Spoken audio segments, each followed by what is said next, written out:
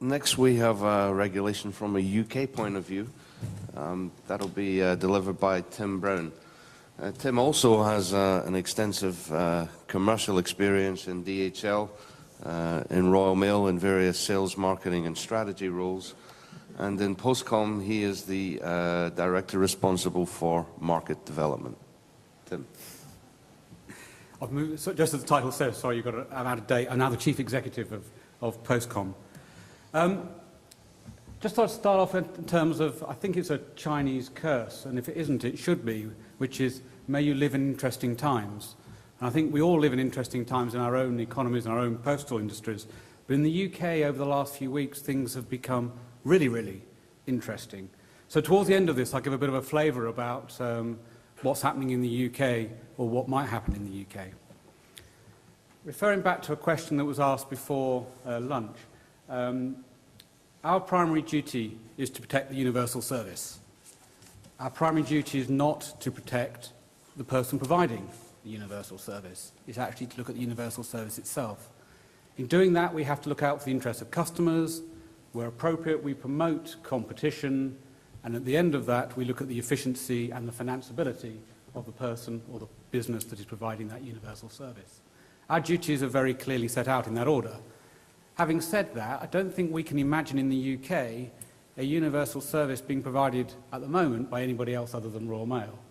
And therefore, the future of Royal Mail is actually at the heart of the success of mail business within the United Kingdom. So, very quickly, Phil from Frontier stole all my slides. Obviously, as a consultant, he's borrowed not only my watch, but also the slides and used them. So that will be a fairly quick piece, because he's already done that bit. And then we'll move on to what's been called the Hooper Report.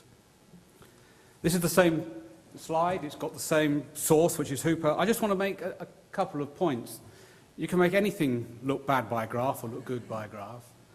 What this shows is growth rates, not volume. And up until about 2 years ago, 3 years ago, mail volume was still growing. Obviously, until 2001, 2002, perhaps a bit after that, it didn't matter what you did in sales and marketing, you just turned up, and as long as GDP was positive, your revenue went up. So I don't know what they did for all those years. But since then, since we've seen this technology wedge, we have seen a reduction in the growth rate. Mail volumes in the UK are still greater today than they were 10 or 15 years ago. So we still see huge volumes in excess of 20 billion. However, as I'll talk about later, we see a decline probably last year about 5 or 6% and predicted to be about 7 or 8% in the current financial year. We tend to look at a much wider version of the postal industry than perhaps what's tradition, and we look at, in the UK, 11.4 billion. Because in that we include letters, we include express and courier, standard parcels in that area. And up until the current legislation, similarly to the United States, we don't tend to regulate parcels, we don't regulate express, and none of those are really covered within the postal services and our ambit. Going forward, we may see things differently. Adam Crozier also made a statement back in February that by 2014, which is only 5 years away, 50% of Royal Mail's revenue will come from packets and parcels, and 75% of its profit. Obviously, it can achieve that in two ways. One is packets and parcels volume grows so quickly that they become 50% of its revenue. Alternatively, mail volumes decline so quickly that by default, packets become 50% of its revenue. Again, picking up some of the things that Phil mentioned before lunch, we see huge declines in direct mail, we see continued declines in transactional, but we do see growth within the publishing industry and within fulfillment. Quote 15%, I think the figures for before Christmas for Royal Mail are probably larger than that, 18, 19, 20%. Despite the economic downturn, there is still a positive growth in fulfillment traffic. Bad. Junk mail, they call it. I think it's slow to realise that without junk mail, without direct mail, there is no volume to support a universal service. There will never be 6 days a week delivery uniform tariff unless those big businesses continue to see the value in mail. And things like the threats of opt-in, the things around the environment and green pressures that they have on mail, you can see political decisions being taken that actually could undermine the universal service. Again, I don't think this is unique. But 50 companies represent 8.5 billion items. That's out of a total of 21 billion. So you can see those top 50 companies are absolutely crucial. Unfortunately, or fortunately, a big chunk of those are banks. Now, there has been, I suppose, a slight increase in the amount of mailing coming out of banks with one or two local difficulties and then wishing to communicate with their shareholders and customers. But as Phil said, actually what happened, and in fact, as we said before, what happens in those companies will determine the future of mail. As you look down, you can see that at 1 million companies right at the bottom, they send about 20,000 items on average a year, small, minute players. I feel a bit, standing here in Germany, who I think has 900, 1,000 licensees. Well, we struggled and achieved a fantastic number of 25. The biggest and the one with the most extensive coverage continues to be DX. The others are small players and are very much local players. We have seen, though, developments in hybrid mail. We have seen beginnings of upstream access. As you're aware, in the UK, we have an awful lot of downstream access. But this is where final mile providers look to Royal Mail to actually gather mail from across the country to be delivered to a specific point for delivery. So what have we seen in terms of the UK? Yes, we have 25 licensees. Access volumes stand at about 50% of all bulk mail. We see prices done by another economic consultancy are probably 5% less than they would be without access. We now see both of the major players within the UK for access market, UK Mail and TNT, both have recently announced their 2,000th customer. And that's important because if you look at that chart, that means that the offering is now extending towards SMEs. And in fact, over 20% of all SMEs now believe they have choice of postal provider for collection and sortation. We also know that customers support access and the benefits that's brought. So there's some good things on our report card. I don't know whether it's a good or a bad thing. I mean, it's a good thing for protecting the delivery USO. It should be a good thing for Royal Mail. It continues to deliver 99.5% of all addressed mail and is paid for that. Unlike in the US, there's no monopoly, but by the stint that no one else has actually generated a national delivery force, we still have 99.5%. But overall, delivery competition has declined. As I said, DX is the major end-to-end player.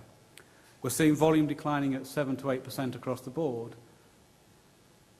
We also see, and this is not necessarily a Postcomm view as a regulator, and we would say this, wouldn't we? But I think even Royal Mail have stated at the select committee only a few months ago that it is relatively inefficient. A lot of changes have happened over the last few years, but it still remains an inefficient network. And the big bugbear of ours and the industry is we lack good cost transparency within the United Kingdom to understand the costs. So the Hooper report, published in December 2008, only last year, government wholeheartedly supported it, launched a bill to support it in February, and it recommended 3 things. There should be a minority stake between Royal Mail and one or more private sector companies who have experience of major transformation in a network business. The government should take on the responsibility of Royal Mail's possible £9.5 billion pension deficit, and the responsibility for postal regulation should move from us into Ofcom, mainly on the back of the fact of the converging media between comms and post. Obviously, you've probably heard and read that these have been wholeheartedly endorsed and supported by every single person within the United Kingdom. I think there's a word "not" that I missed out there, but part 1, which is the 3 parts of this bill, is the restructuring. You can read in the press or heard about who's playing and who's not playing. The FT report that Deutsche Post have pulled out, that it's left to 2 or 3. We can all speculate about who those are. There are about 160 Labour MPs who have signed a a motion. So the Labour MPs are, Labour is a government in power, but 160 of them are against any form of private investment within Royal Mail. Nobody is objecting to the pension sorting out, £9.5 billion. Royal Mail is technically bankrupt, and therefore nobody's objecting to that. And nobody's objecting to the third part, and nor are we, which is the removal of regulation of post into comms. It will also be clearer for them that their primary duty is the universal service, but it gives a number of additional things and powers that currently we don't have. The ability to have a compensation fund. And one of the reasons why that is, going back to a previous question, is at what point does a compensation fund become operable? Royal Mail is inefficient, and if it loses money, do we have to put out a compensation fund and excuse it for becoming more efficient? So when does it come in? The other thing is who actually has to contribute towards it. And one of the things that is changing through this bill is that currently we tend to regulate letters, post, things around £1, 350 grams, that's where we look at. In the new bill, it's fairly clear that they've embraced the European directive and it will seek to regulate possibly everything up to 20 kilos. So that includes your express and courier market, potentially includes home shopping. In the UK, you have Tesco's to deliver their own. You have Waitrose and others use a third party. Their parcels up to 20 kilos. Are they included in regulation? Also, interestingly enough, anything that's within the pipeline of postal services, be it collection, sortation or delivery. So mailing houses, consolidators, all of a sudden could be under the ambit of regulation going forward. Ofcom have the next 21 months to actually decide what the regulatory framework will be going forward for the long term. At least for the next 21 months, there's unlikely to be any change to the regulatory framework, and therefore the current rules will apply. So the bill is going through Parliament. I think our reading is, and this is a personal reading, not a Postcomm view, is everything we hear is it will go through. I don't think the government will necessarily pull the bill. It may not look like what it looks like at the moment. And I suppose there's a concern in terms of the changes that they have to make in order to buy support. It will be interesting to see what the outcome is. A strong opposition to minority stake. Because one of the things we're very keen in terms of with the marketplace is to make people aware of the potential threat of extended regulation within the United Kingdom. So one of the key things into any liberalised market must be regulatory certainty and stability. That isn't the case within the United Kingdom at the moment, and therefore the changes create risks and as well as some opportunities.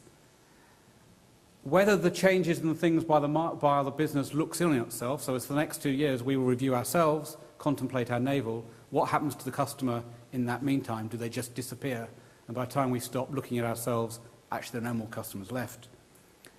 And it's a view of Postcomm, again going back to a discussion before lunch, that actually it is far better to get a sustainable and effective USO through competition than through regulation. Thank you.